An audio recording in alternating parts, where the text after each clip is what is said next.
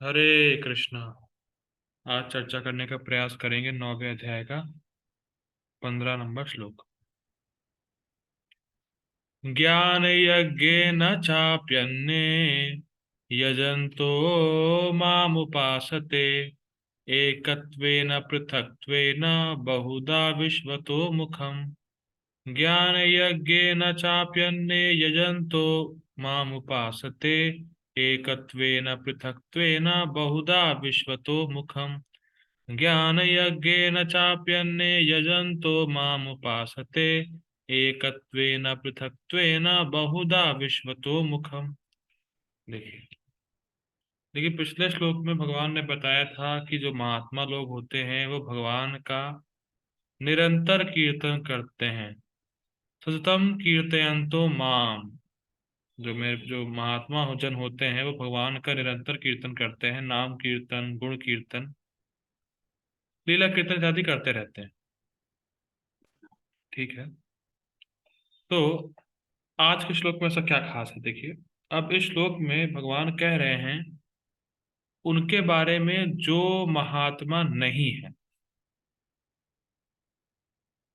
जो महात्मा नहीं है वो भी भगवान की उपासना में लगते हैं, और किस तरह उपासना करते हैं ये भगवान इस श्लोक में बताने जा रहे हैं। क्या विषय है आज का? कि जो लोग महात्मा नहीं हैं वो भगवान की उपासना करते हैं या उपासना में लगते हैं, और किस तरह भगवान की उपासना करते हैं ये आज का विषय है। देखिए, ज्ञान यज्ञेन चा अपि अन्ये। इसको अगर संधि को तोड़ेंगे तो आएगा ज्ञान यज्ञेन चा अपि अन्ये। अपि मतलब भी, चा मतलब और भी हैं अन्य लोग। भाई, अर्जुन का प्रश्न था कि जो लोग आपको सामान्य पुरुष मानते हैं वो तो थर्ड क्लास लोग हैं, वो तो बेकार लोग। लेकिन जो आपको भगवान मानते हैं तो कौन से ऐसे लोग हैं जो आपका भजन करते हैं? ये प्रश्न आया था अर्जुन का एक, कि ऐसे कौन से लोग हैं जो आपका भजन करते हैं। तो भगवान ने पहले महात्मा के बारे में बताया कि जो महात्मा जो होते हैं वो देवी प्रकृति के आश्रय में रहते हैं। और देवी प्रकृति के आश्रय कैसे लिए रहते हैं? वो निरंतर मेरा कीर्तन करते हैं, नाम का, गुण का, लीला का, और भी जो नवधा भक्ति है उसमें लगे रहते हैं। वो महात्मा जन होते हैं।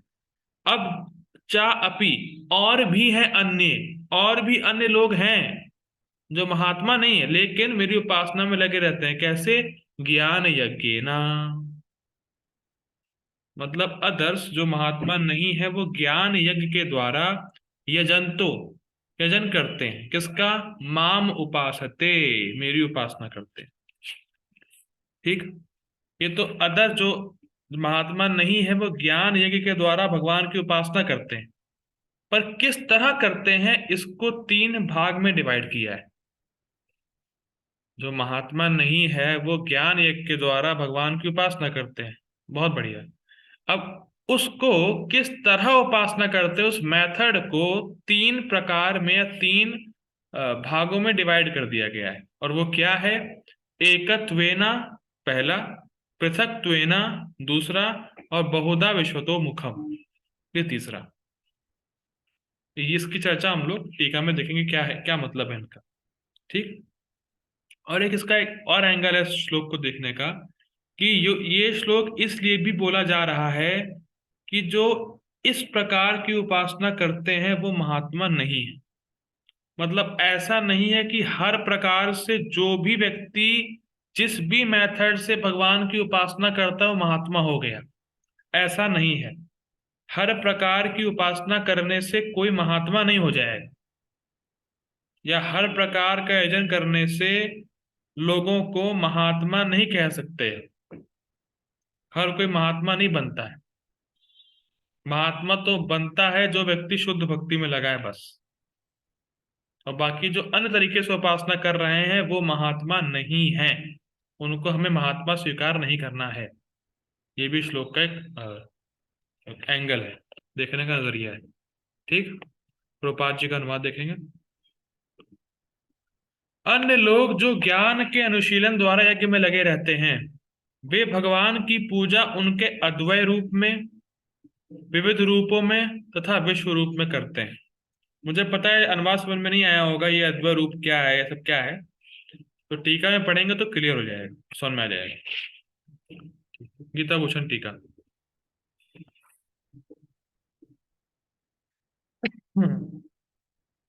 अपने महात्मा भक्तों के विषय में कहकर, जिनमें कीर्तन आदि अंगों से युक्त शुद्ध भक्ति की प्रधानता होती है और जो भगवान के शुद्ध स्वरूप में स्थिर होते हैं, भगवान अब अन्य भक्तों के विषय में कहते हैं जिनमें ज्ञान की प्रधानता होती है और कीर्तन आदि भक्ति के अंग गौण होते हैं। समझिए, देखिए, भगवान के भक्त भगवान के नाम रूप लीला कीर्तन में ही लगे रहते हैं, उनका एक ही काम है, और इसी चीज में लगे रहने से उनको भगवत ज्ञान भी प्राप्त हो जाता है। जैसे इस टाइम हम कीर्तन कर रहे हैं, क्या कीर्तन कर रहे हैं? भगवान की वाणी का, तो इससे हमें भगवान का ज्ञान हो रहा है, तो ये भक्ति है वास्तव में। भगवान के नाम का, गुण का, उनके वाणी का कीर्तन करना, ये भक्ति है, और इससे ही भक्तों को भगवत ज्ञान प्राप्त हो जाता है। पर और कुछ लोग ऐसे भी हैं, जो अन्य हैं, जो ज्ञान का अनुशीलन ज्यादा करेंगे और उसमें भक्ति बहुत थोड़ी करते हैं। जो ज्ञान योग ज्यादा करेंगे, उसमें भक्ति कुछ कम करेंगे। भक्ति बहुत गौण होती है, कभी कभी करते हैं या बहुत थोड़ी करते हैं भक्ति, तो वो महात्मा नहीं है, उनके बारे में भगवान इस श्लोक में बता रहे हैं। ठीक, आगे पढ़ते हैं। मेरे शुद्ध भक्तों के अलावा जिनका वर्णन पिछले श्लोक में हुआ, तो शुद्ध भक्तों का वर्णन पिछले श्लोक में हुआ था, कुछ अन्य हैं जो ज्ञान यज्ञ के द्वारा मेरी उपासना करते हैं और साथ ही वह कीर्तन आदि अंगों का भी अनुशीलन करते हैं जिनका वर्णन अभी हुआ है। मतलब ये लोग शुद्ध भक्त नहीं है, इनकी साधना केवल भक्ति नहीं है। हम लोगों ने क्या पढ़ा था? अनन्य भक्ति का, कृष्ण का होकर कृष्ण के लिए कृष्ण का भजन करना है। साधन क्या है? भक्ति। साध्य क्या है? कृष्ण प्रेम, कृष्ण के चरणों में प्रेम भक्ति। तो जो ऐसे अन्य लोग हैं, उनकी साधना केवल भक्ति नहीं है, ये मुख्य रूप से इनका जो साधन है वो ज्ञान है, उसमें थोड़ी भक्ति मिला देते हैं ये। मैं फिर रिपीट कर रहा हूं, शुद्ध भक्तों की साधना केवल भक्ति होती है। जो अन्य लोग हैं, उनकी साधना या उनका साधन ज्ञान यज्ञ होता है, उसमें वो बीच बीच में थोड़ी सी भक्ति मिला देते हैं, और इसको भक्ति मिश्रित ज्ञान बोलते हैं। इसमें ज्ञान मुख्य रूप से, उनका साधन ज्ञान है मुख्य रूप से, उसमें थोड़ी भक्ति मिक्स होती है। ठीक, और हमारे में सिर्फ भक्ति ही है।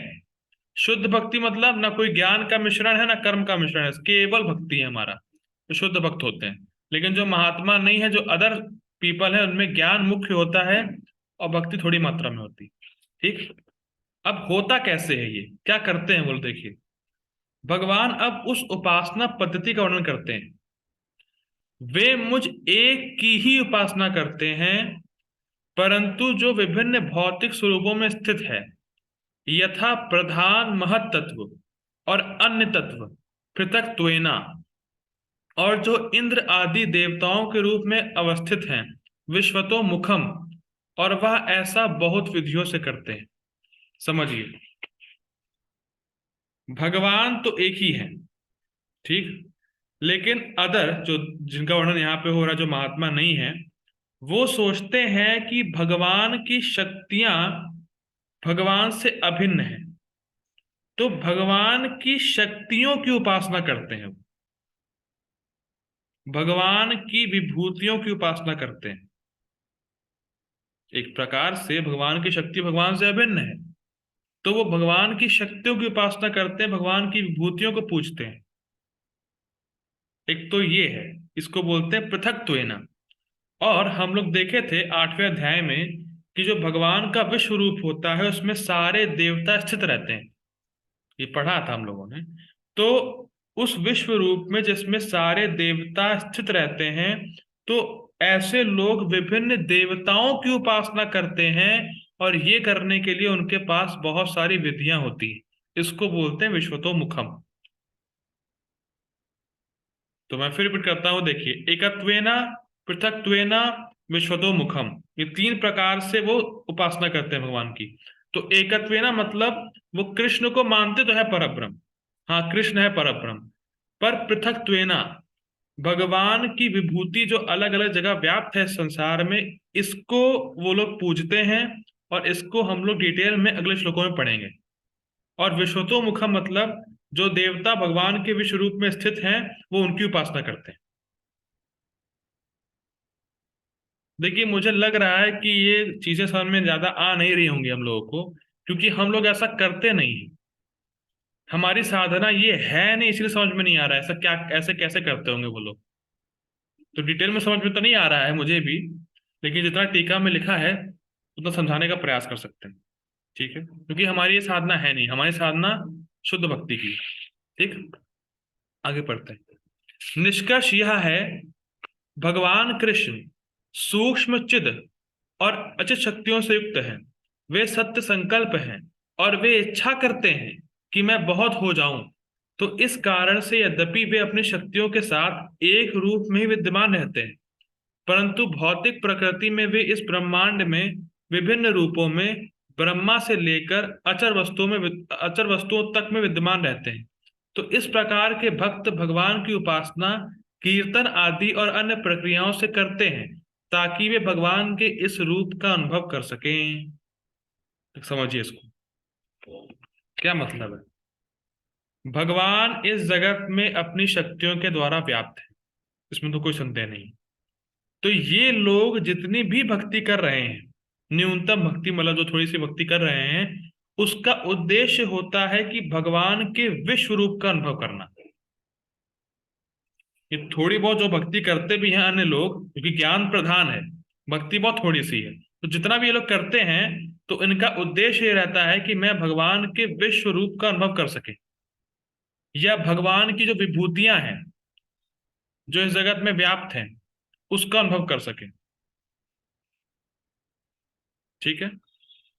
तो लेकिन जो भगवान का स्वरूप है, हम लोग हम लोग पढ़ चुके हैं, जो भगवान का स्वरूप है, अगर आप लोगों को याद हो, तो पिछले वर्ष में बताया था कि जो भक्त जन होते हैं, जो भक्त लोग होते हैं, वो भगवान का भजन करते हैं, ताकि वो भगवान के धाम में जाके चार रस में से किसी एक रस में स्थित हो सके, और भगवान की नित्य सेवा में युक्त हो सके। तो वो है शुद्ध भक्तों की आकांक्षा। लेकिन जो अन्य लोग हैं, उनकी इस प्रकार की इच्छा नहीं होती कि मैं भगवान के धाम में जाके भगवान की नित्य सेवा करूं। तो इसीलिए इन लोगों को महात्मा से अलग कैटेगरी में रखा गया है। बात समझ में आ रही है। ऐसे लोग भगवान के विश्व रूप का अनुभव करना चाहते हैं, या भगवान की विभूतियां जो इस जगत में व्याप्त है उनको करना चाहते हैं। लेकिन भगवान के स्वरूप का, अगर आप भगवान का जो स्वरूप है वो तो स्पिरिचुअल है, तो जो भगवान का शुद्ध भक्त होता है वो भगवान के धाम में जाके भगवान की नित्य सेवा में संलग्न होना चाहता है। लेकिन इस प्रकार की इच्छा इन लोगों की नहीं होती है, इसीलिए इनको महात्मा नहीं कहा जा रहा है। देखिए, इसीलिए वो भगवान के विश्व रूप की उपासना करते हैं। देखिए, श्रीमद् भागवतम के सेकंड कैंटो में जहां बताया गया है कि भगवान का जो रूप है वो चिन्मय है, लेकिन कुछ ऐसे लोग हैं जो भगवान के चिन्मय रूप का ध्यान नहीं कर सकते, तो उनके लिए भगवान के विश्व रूप का ध्यान बताया गया है, और वो इस जगत को भगवान मान लेते हैं जो विश्व रूप पे ध्यान करते हैं, जबकि भगवान का रूप चिन्मय है। लेकिन क्योंकि वो भगवान के आध्यात्मिक रूप का ध्यान कर नहीं सकते हैं, इसीलिए फॉर टाइम बीइंग आप विश्व रूप का ध्यान करो, कि जो भगवान के पैर हैं वो लोअर प्लैनेटरी सिस्टम है, इस प्रकार से आप ध्यान करो कि आप स्पिरिचुअल फॉर्म का ध्यान कर नहीं सकते।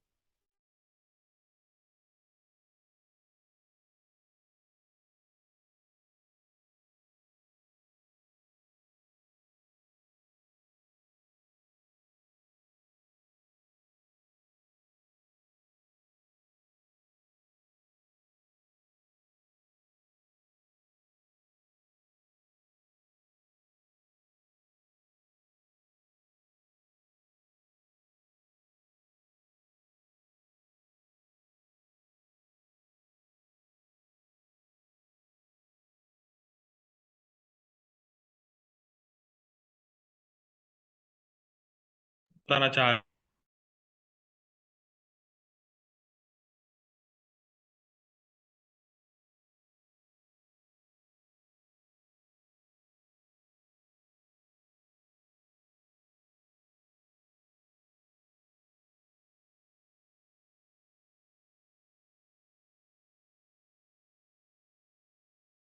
लोग हैं। इतना समझ में आ जाना चाहिए बस, ये बात यहाँ पे कही जा रही है। बाकी इनकी साधना का वर्णन जो हो रहा है वो हम लोग करते नहीं है, तो इसीलिए हम पूरी डिटेल में नहीं जा सकते। ठीक है। अब प्रभुपाद जी अपने तात्पर्य में सारार्थ वर्षनी टीका को लिए हुए हैं। तो गीता भूषण टीका हम लोगों ने पढ़ी है। अब प्रभुपाद जी अपने तात्पर्य में सारार्थ वर्षनी टीका लेंगे, तो इसमें थोड़ा सा बातें चेंज हो जाएंगी, इसको समझना होगा। सुनिएगा ध्यान से। ठीक। Purport by his divine grace A C Bhaktivedanta स्वामी श्रील प्रभुपाद की जय। यह श्लोक पिछले श्लोकों का सारांश है। भगवान अर्जुन को बताते हैं कि जो विशुद्ध कृष्ण भावनामृत में लगे रहते हैं और कृष्ण के अतिरिक्त अन्य किसी को नहीं जानते, वे महात्मा कहलाते हैं। महात्मा कौन है? जो शुद्ध भक्त हैं, जो कृष्ण को ही जानते हैं। और जो अन्य ये सब ज्ञान का अनुशीलन करना, भौतिक तत्वों को करना, ये करना वो करना, विश्व रूप, वो सब महात्मा नहीं। जो सिर्फ कृष्ण पे ध्यान करते हैं, कृष्ण है कीर्तन में लगे रहते हैं, वो महात्मा है। ठीक। तो भी कुछ लोग ऐसे भी होते हैं जो वास्तव में महात्मा पद को प्राप्त नहीं होते, किंतु वे भी विभिन्न प्रकारों से कृष्ण की पूजा करते हैं। इनमें से कुछ का वर्णन आर्थ, अर्थार्थी, ज्ञानी तथा जिज्ञासु के रूप में किया जा चुका है, 7वें अध्याय में आया था। ठीक। किंतु फिर भी कुछ ऐसे भी लोग हैं, होते हैं जो इनसे भी निम्न होते हैं, जिनके बारे में यहां बात की जा रही है। मैं फिर रिपीट कर रहा हूं, एक तो होगा शुद्ध भक्त, जो इसका वर्णन कल के श्लोक में होगा। एक होते हैं 4 प्रकार की पुण्य आत्माएं, सुकृतिवान, जो भगवान के पास जाते हैं, आर्थो अर्थार्थी, जिज्ञासु, ज्ञानी। ठीक। अब कुछ और टाइप के भी लोग होते हैं जो उनसे भी निम्न होते हैं, जिनके बारे में यहां बात की गई है, जो एकत्वेना पृथक्त्वेना बहुधा विश्वतो मुखम, इन 3 प्रकार से भगवान की उपासना करते हैं। देखिए, किंतु फिर भी कुछ ऐसे भी लोग होते हैं जो इनसे भी निम्न होते हैं। इन्हें 3 कोटियों में रखा जाता है। अब सुनिएगा। परमेश्वर तथा अपने को एक मानकर पूजा करने वाले, ये है एकत्वेना अकॉर्डिंग टू सारार्थ वर्षन। गीता भूषण टीका में एकत्वेना का अर्थ था कि एक कृष्ण है जो अलग रूपों में यहां अपने को विस्तार किए भौतिक जगत में। वहां पे एकत्वेना का अर्थ गीता भूषण टीका में ये लिया गया था।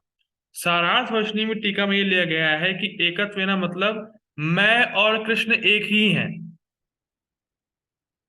इस धारणा को लेकर उपासना करने वाले कि मैं और कृष्ण एक ही हैं, इसको बोलते हैं एकत्वेना। ऐसा है नहीं कुछ, हम और कृष्ण एक हो नहीं सकते, लेकिन इस धारणा से युक्त होकर जो उपासना करते हैं कि मैं और कृष्ण तो एक ही हैं, इसको बोलते हैं एकत्वेना। ठीक। अब दूसरा, परमेश्वर के किसी मनोकल्पित रूप की पूजा करने वाले, पृथक्त्वेना। भगवान के विश्व रूप की पूजा करने वाले, बहुधा विश्वतो मुखम। ठीक है, 3 प्रकार से उपासना करते हैं भगवान की। इनमें से सबसे अधम, देखिए, शुद्ध भक्त टॉप पे, उससे नीचे 4 सुकृतिवान, उससे नीचे ये 3 लोग, अब उससे भी नीचे कौन है? देखिए, ये फॉलो कर पा रहे हैं ना? शुद्ध भक्त टॉप पे है, हम लोग टॉप वाले आदमी हम लोग टॉप क्लास के आदमी हैं। ठीक है। इनमें से सबसे अधम वे हैं जो अपने आप को अद्वैतवादी मानकर अपनी पूजा परमेश्वर के रूप में करते हैं, और इन्हीं का प्राधान्य भी है। इन्हीं का प्राधान्य भी है मतलब क्या है कि प्राय लोग इसी प्रकार के हैं कि जो अपने आप को भगवान मानते हैं। अभी हम भजन कर रहे हैं भगवान का, पर जब हम मुक्त हो जाएंगे ना, मैं ही तो भगवान हूं ना, आगे जाकर मैं ही भगवान बन जाऊंगा, हम भगवान बन जाएंगे। और ऐसे लोग ही भक्ति छोड़ देते हैं। अभी भक्ति कर रहे हैं क्यों? क्योंकि अपने को भगवान का अनुभव कर नहीं पा रहे, अपने को भगवान मान रहे पर अभी अनुभव नहीं हो रहा, अभी नहीं समझ पा रहे। और जब थोड़ा थोड़ा आगे बढ़ेंगे तो अपने आप को भगवान मानने लगेंगे। तो जब अपने आप को भगवान मान रहे हैं तो सेवा किसी करेंगे? सेवा करने वाले है नहीं कोई, तो भक्ति छोड़ देते हैं वो। कैच कर पा रहे हैं इस पॉइंट को? अभी कर रहा है भजन क्योंकि वो मान तो रहा है मैं ही भगवान हूँ, पर यार अनुभव नहीं हो रहा, इसीलिए भजन कर रहा हूँ।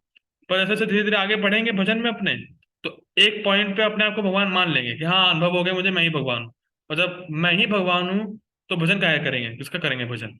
तो भक्ति छोड़ देते हैं। तो ऐसे लोग टाइम पास भक्ति करते हैं।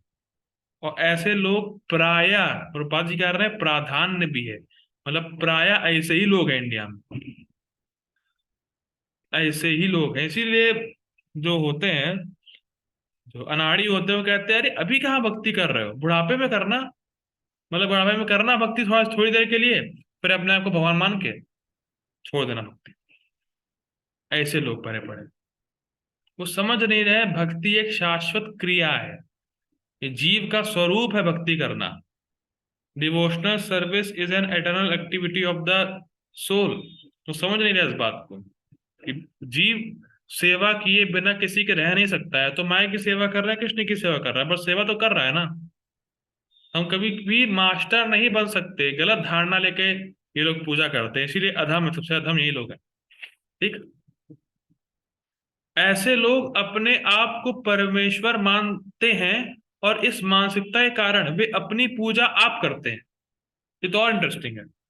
अपनी पूजा आप करते हैं मतलब अपने को भगवान मानकर खुद की ही पूजा करते हैं। वाह, ये जबरदस्त बात। अपने को भगवान मान लिया और खुद ही अपनी पूजा कर रहे हैं। देखिए हमारे लिए समझना कठिन है क्योंकि ये सब बेवकूफियां हैं, ये सब रास्कल डम है। लेकिन चलता है इसलिए प्रभुपाद जी लिख रहे हैं, और भगवान भी ये बात तो कह रहे हैं। लेकिन ये बात समझनी होगी, अगर हम खुद ही भगवान हैं, तो पूजा किसी कर रहे हैं? ये समझ में नहीं आया मुझे। अगर हम ही भगवान हैं तो क्यों पूजा कर रहे हैं अपने आप की? क्या जरूरत है पूजा करने की अपनी? ये समझ में नहीं आया, बेवकूफी है। मतलब आल्टर, आल्टर में खुद ही बैठे हैं, और खुद ही कोई ले आया खाना, खुद ही अपने आप को भोग लगा रहे हैं आल्टर में। ये क्या बेवकूफी है, क्या नौटंकी है? तो ये सब बहुत अधम लोगों की मानसिकता होती है, उससे गिरे हुए लोग रहते हैं। ठीक है, आगे पढ़ते हैं। यह भी, अब लेकिन प्रभुपाद जी इस बात को थोड़ा सा हाईलाइट कर रहे हैं, यह भी एक प्रकार की ईश पूजा है। मतलब भले ही इनका करने का तरीका नौटंकी है या अधम है, लेकिन फिर भी ये लोग कुछ हद तक अच्छे हैं। अरे अच्छे हैं, क्यों अच्छे हैं देखिए। यह भी एक प्रकार की ईश पूजा है, क्योंकि वे समझते हैं कि वे भौतिक पदार्थ ना होकर आत्मा है। कम से कम ऐसा भाव तो प्रधान रहता है, कम से कम वो अपने आप को शरीर तो नहीं मान रहे हैं। इस दृष्टिकोण से वो कुछ हद तक अच्छे हैं तो अधम क्वालिटी के, लोएस्ट क्लास के, फोर्थ क्लास के आदमी हूँ, लेकिन फिर भी कम से कम अपने आप को शरीर से कुछ हद, मतलब अपने आप को शरीर से अलग देख रहे हैं, शरीर नहीं मान रहे हैं। तो इस रेफरेंस से वो, हाँ ठीक, अच्छे हैं, सही है। ठीक, इस रेफरेंस से आगे पढ़ते हैं। सामान्यतया निर्विशेषवादी इसी प्रकार से परमेश्वर की पूजा करते हैं या परमेश्वर को पूजते हैं। ठीक है। दूसरे कोटि के लोग वे हैं जो देवताओं के उपासक हैं, जो अपनी कल्पना से किसी भी स्वरूप को परमेश्वर का स्वरूप मान लेते हैं। ये है पृथक्त्वेना। और ये आस पास आपके अपने घर पे मिल ही जाएंगे लोग, आपके घर वाले हो सकता है ऐसे। क्या मतलब है पृथक? ये है पृथक्त्वेना, मतलब भिन्न भिन्न देवताओं को, जितने भी देवता हैं अलग अलग, उन्हीं को परमेश्वर मान लेना कि वे सब परमेश्वर ही तो हैं। देवता ही भगवान है, सारे देवता भगवान है। देखिए एकत्व ना मतलब मैं ही परमेश्वर हूं और मैं अपने आप की पूजा कर रहा हूं, ये होता है एकत्व ना। पृथक्त्व ना मतलब जितने भी अन्य अन्य देवता हैं उनको भगवान ही मान लेना, और ये दावा करना अरे किसी की भी पूजा करो वहीं पहुंचोगे, किसी की पूजा करो वहीं पहुंचोगे, वहीं। कहाँ पहुंचोगे, कहाँ नहीं, वहीं पहुंचोगे। ऐसा बोलते हैं। बताएंगे नहीं गोलोक वृंदावन वैकुंठ, वो सब नहीं, वहीं पहुंचोगे। ये है पृथक्त्वेना। किसी की पूजा करो यार, क्या फर्क पड़ता है, वहीं तो पहुंचना है। ये होता है पृथक्त्वेना। अरे कोई भी ट्रेन पकड़ो यार, वहीं पहुंचोगे। ये हालत है। कोई भी रास्ता पकड़ो वहीं पहुंचोगे। कैसा होता है? ये नौटंकी है। इसको बोलते हैं पृथक्त्वेना, कि अलग अलग देवताओं को ही भगवान मान लेना, और अपने मन से जो मन आए उसकी पूजा करो, वहीं पहुंच जाओगे। इसको बोलते हैं पृथक्त्वेना। ठीक। तीसरे तृतीय कोटि में वे लोग आते हैं जो इस ब्रह्मांड से परे कुछ भी नहीं सोच पाते। वे ब्रह्मांड को ही परम जीव सत्ता मानकर उसकी उपासना करते हैं। यह ब्रह्मांड भी भगवान का एक स्वरूप है। कहने का मतलब यह है, तृतीय कोटि के होते हैं विश्वतो, सॉरी, बहुधा विश्वतो मुखम। देखिए, भगवान इस जगत के रूप में है, लेकिन ये जगत भगवान नहीं है। मैं फिर रिपीट करूंगा इस लाइन को। भगवान इस जगत के रूप में है अपनी शक्तियों के माध्यम से, लेकिन जगत भगवान नहीं है। भगवान अपने स्वरूप में स्थित रहते हैं, आध्यात्मिक विग्रह है भगवान का।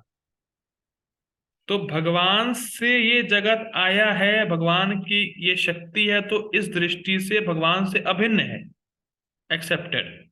लेकिन जगत भगवान है, ऐसा नहीं है। लेकिन जो तृतीय कोटि के होते हैं वो इस जगत को ही भगवान मानते हैं, उनमें ये फॉल्ट है। जगत भगवान से आया है, भगवान की शक्ति है, तो भगवान से अभिन्न है, लेकिन ये जगत ही भगवान नहीं हो जाता। लेकिन तृतीय कोटि की चेतना, जो तृतीय कोटि के लोग होते हैं, उनकी चेतना इतनी हाई क्वालिटी की नहीं होती कि वो भगवान के आध्यात्मिक स्वरूप को स्वीकार कर सके। तो फॉर टाइम बीइंग तुम ये मानो कि ये जगत ही भगवान है। इसी बात चेतना शुद्ध हो जाए, तुम उस बात को समझ सको जो रियलिटी है। देखिए, इसीलिए गीता पढ़ना बहुत जरूरी है, कि किसकी उपासना करें और क्या करें, क्यों करें। देखिए, कितने भ्रम की बात है, जिनके बारे में भगवान ने बताया, एकत्वेना पृथक्त्वेना बहुधा विश्वतो मुखम, क्या है? कुछ नहीं है, सब नौटंकी है बेसिकली। अपने आप को परमेश्वर मानना, जिसकी पूजा करो वहीं पहुंचोगे, ये जगत ही भगवान है, ये सब क्या है? इसीलिए गीता पढ़ना बहुत जरूरी है, इससे कि समझ में आए असली सिद्धांत क्या है। तो ये इसीलिए बहुत जरूरी है, इसीलिए श्रवण करना बहुत जरूरी है। क्योंकि अगर श्रवण गीता, यदि गीता नहीं पढ़ेंगे, श्रवण नहीं करेंगे, तो इस प्रकार के जो लोग, जिनके बारे में भगवान ने बात की है, जो महात्मा नहीं है, जो वास्तव में महात्मा नहीं है, वो महात्मा बन के ठगने के लिए बैठे पड़े हैं। ये बात है वास्तव में। अगर कोई गीता नहीं पढ़ेगा, तो जो महात्मा नहीं है उनको महात्मा मान के ठग जाएगा, और गलत तरीके से भगवान की उपासना करेगा, और फिर क्या रिजल्ट आएगा तो जानते ही हम। मोघाशा मोह कर्माणो राक्षसिम आसुरिम चैवा, ये हाल है। और प्रायः इस प्रकार के लोग भगवान के प्रति अपराध कर ही देते हैं। और जो भगवान के प्रति अपराध करता है, उसका क्या हाल होता है वो हम लोग देख चुके हैं श्लोक में, मतलब इस अध्याय में ही, कि उसकी सारी आशा, उसके सारे कर्म, सारे ज्ञान के प्रयास, सारे सिद्धि के प्रयास, सब फेल, और वो नरक में गिरता है। अब बताइए। तो आदमी की श्रद्धा का दुरुपयोग इस संसार में करना बहुत आसान है, क्योंकि ऐसे लोग बैठे पड़े हैं। इसीलिए सुनना बहुत जरूरी है, कि हमारी श्रद्धा एक सही जगह पे दृढ़ हो जाए, जिससे कि कोई अगर हमें हिलाए भी तो हमें हिला ना सके। उसके लिए सही सोर्स से सुनना, और नियमित रूप से सुनना बहुत जरूरी है। वरना बहुत से ढोंगी तो बैठे ही हुए हैं और आपको ठग ले जाएंगे। तो इसीलिए लोगों को ये ज्ञान पहुंचाना लोगों तक बहुत जरूरी है। क्योंकि आदमी श्रद्धा करना भी चाहता है, तो अगर किसी गलत व्यक्ति पर श्रद्धा कर लिया, तो फिर उसके बाद सही व्यक्ति पर श्रद्धा करने में डरेगा। इसीलिए बहुत जरूरी है कि हम सब ये दायित्व लें कि इस ज्ञान को दूसरों तक पहुंचाएं, जो कि वास्तव में यही ज्ञान है। यही तो वास्तव में ज्ञान है, बाकी सब अज्ञान चल रहा है, और लोग अज्ञान को ज्ञान मान रहे हैं, क्योंकि उनको पता नहीं वास्तव में ज्ञान है क्या। तो पास एग्जाम्पल देते हैं कि मान लीजिए किसी व्यक्ति ने आज तक कभी सोना देखा ही ना हो, तो वो किसी भी चमकती हुई उस चीज को बता दे यही सोना है, तो मान लेगा, क्योंकि उसने सोने को देखा ही नहीं, उसको सोने का अनुभव ही नहीं है, गोल्ड का अनुभव ही नहीं है। तो जब व्यक्ति को सही ज्ञान का अनुभव ही नहीं है, सही ज्ञान पता ही नहीं होता क्या है, तो वो ज्ञान ज्ञान मान लेगा। इसीलिए हमारा दायित्व है कि हम ये ज्ञान दूसरों को दें, बहुत जरूरी है, और लोगों को सही पाथ पे लेके आए, पथ पे लेके आए। ठीक है, हम लोग यही रुकते हैं अब। शिला प्रभुपाद जी का लेक्चर चलेगा इसके ऊपर, तो मैं मीटिंग एंड कर रहा हूँ। शिला प्रभुपाद जी के लेक्चर को सुनने के लिए please join again. Hare Krishna.